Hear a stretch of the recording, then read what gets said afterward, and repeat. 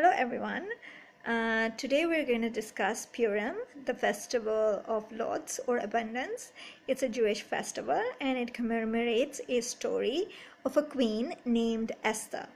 This story is mentioned in the Hebrew Bible and the Old Testament for Christianity, and it is mentioned in the Book of Esther or Megillah Esther in the Hebrew Bible.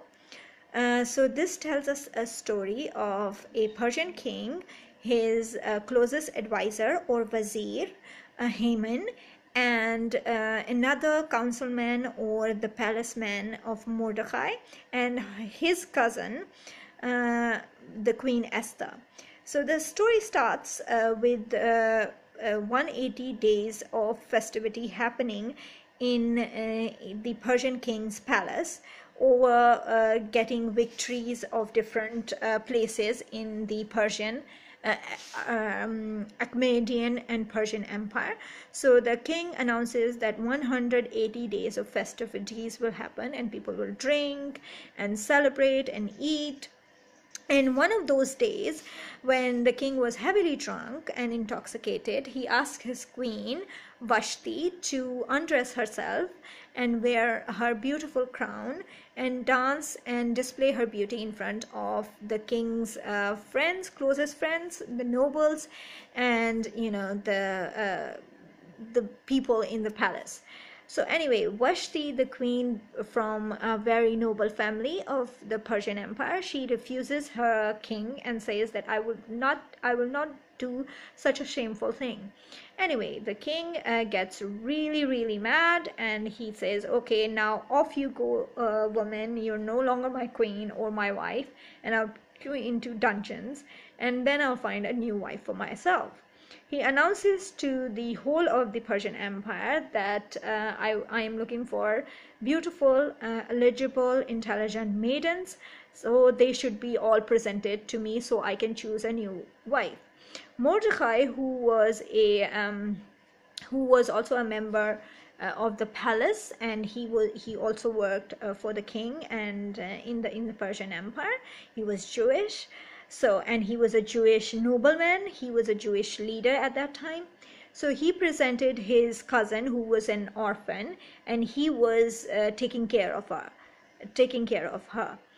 So basically, in Jewish tradition, some say that Esther was Mordecai's wife. In other traditions, it says that no, Mordecai adopted Esther after her parents' death. Anyway, we're not sure of that, so we're not gonna go into further thing. But they were both cousins. So Mordecai told Esther not to tell the king and anyone that she is Jewish or both of them are related. So since they were presenting all the girls from the entire Persian Empire for the king, so he just put her into that lot of girls. So anyway, the king actually selected Esther to be his queen, and she was selected, and they were married, and now she was a queen. So later on, the king also promoted Haman, who was also the vizier of the king, and he was a nobleman. So he promoted him to a viceroy, second only to king himself.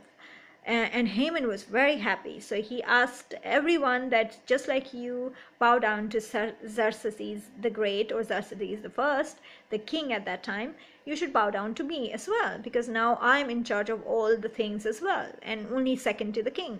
So everyone in the palace bowed down to him except Mordecai. Mordecai gave the excuse that we are Jews and Hebrews and we have our God Hashem, and we can only bow down in front of him and not anyone else.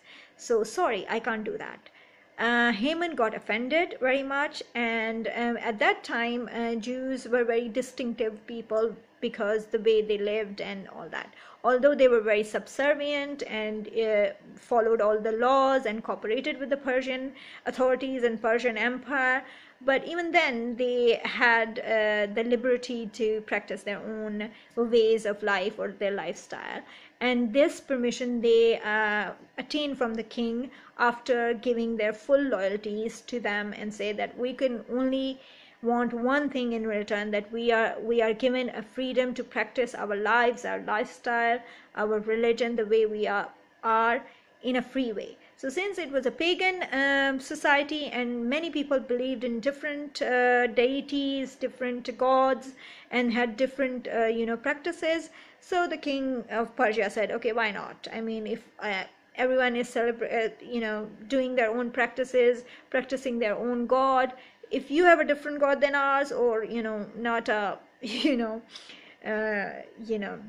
an idol, it's an invisible god, you want to do that, you can do that, but you need to be loyal with us and loyal to the empire and be subservient and follow the laws and whatever.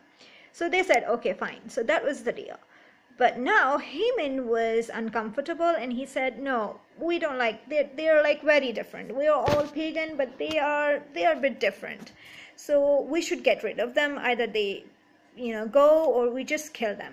Mordecai he especially hated, and he wanted to hang him because he disrespected him in front of the whole of the the palace people, the whole of the members. Everyone was bowing down to him except Mordecai. So he was especially pissed off at him, and he wanted to hang him immediately. But anyway, he plotted against him, and then Mordecai somehow miraculously heard the two guards talking about this plan of Haman to hang Mordecai for disobeying him, and then killing the rest of the Jewish and Hebrew community from the entire of the Persian Empire. Slowly and gradually, Haman started to persuade the king, Xerxes, that, these Jewish people, they're different, they don't bow down in front of you, they disrespect you, they disrespect us, they're different, and somehow in the future, maybe they become a threat to us. So we must kill Mordecai and kill all these Jewish people. So the king slowly and gradually was saying, okay, yeah, maybe you're right, you can do that. You can do this. You make a plan and somehow kill Mordecai and then kill the rest of the Hebrew nation.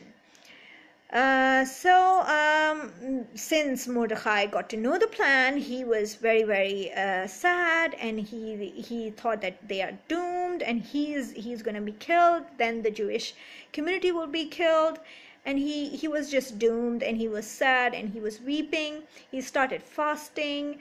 He started wearing old clothes, old torn clothes, put ash on his head, on his hair, and he was sad and said, why God, you're doing this to us, and we'll be killed, and we have no savior, and we're just so hopeless and doomless. Anyway, so he started fasting for 7 days, and seeing their leader, the Hebrews and the Jewish people in Persia at that time, also started fasting and stopped. They were sad and they stopped fighting, and they were mourning. Anyway, then Mordecai realized that king's wife, the queen, is his cousin, and she's Jewish. So maybe if he would persuade her to save his life and the lives of the Jewish people, things can change. So he sends her a message that this is the plot of Haman, and Haman has already spoken to the king, and the king probably has given him the authority to execute this plan. So firstly, Esther was very scared that what if the king find out that I am Jewish, or why I'm supporting the Jewish people. So what will he do? So Mordecai said that tell your husband that you're also Jewish and you are good people, and he shouldn't kill them and all that. Anyway, so meanwhile, there was this one night where the king was unable to sleep.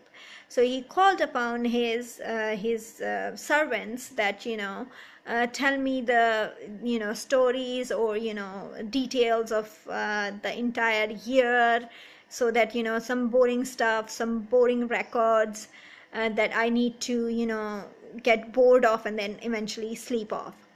So what happened was that this servant came along and he started reading the records of the entire year and couple of years before, because the king was not getting bored. So when he was reading all those records, he thought that, oh, there is so many times Mordecai has helped, saved my life, and saved me from, betraying people in the palace, and he is such a great guy. So then he calls upon Haman and he says that how do we reward a person who has done so much for the king?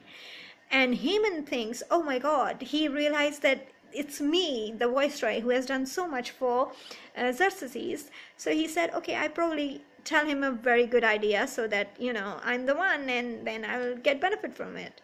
So he says that that guy should be given the same attire as the king and should be taken to the entire city of Shushan. Shushan was the administrative capital of that time for the Persian Archmedian Persian Empire, and that was the capital at that time. So he said that he should be taken to the streets of Shushan and people should bow down and celebrate this guy, that he has done so much for the king and the Persian Empire. He had no idea that the king was talking about Mordecai.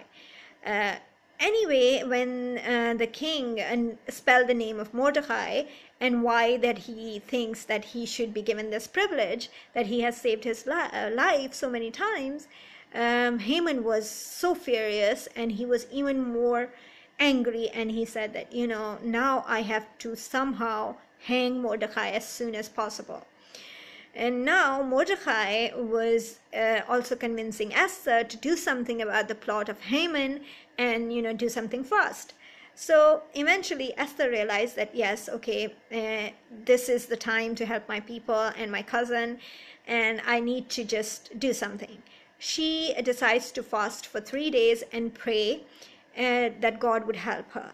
So God, eventually when she fasted, God had given her the strength. So she, on the second day of her fasting, she invites her king that I had fasted for you and for the betterment of the empire. So why don't you come and break the fast with me and have a feast with me, and then I'll fast again.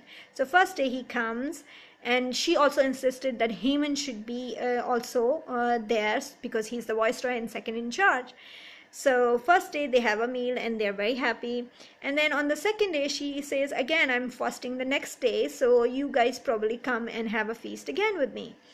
So on the second day, which is the third day for her probably, so she says that she gathers some strength and tells the king, her husband, that I'm actually Jewish and this guy actually hates our people because we are very loyal to you, and he also hates me because I'm Jewish, although I'm very, very nice and obedient wife of yours. But he wants to kill me, and along with me he wants to kill the entire community, Jewish community. So the king becomes very furious that her cousin Mordecai, well, he actually doesn't know probably that he's the cousin, but he says Mordecai, who is Jewish, who has saved his life, and here's a queen who has been very nice to him, and he wants to kill her. So he said instead, he should be hanged. So Haman is hanged for the treachery of committing and plotting against the queen of that time, and he's hanged. Later on, the king of Persia invites Mordecai and also asks Esther that they have saved and served the Persian king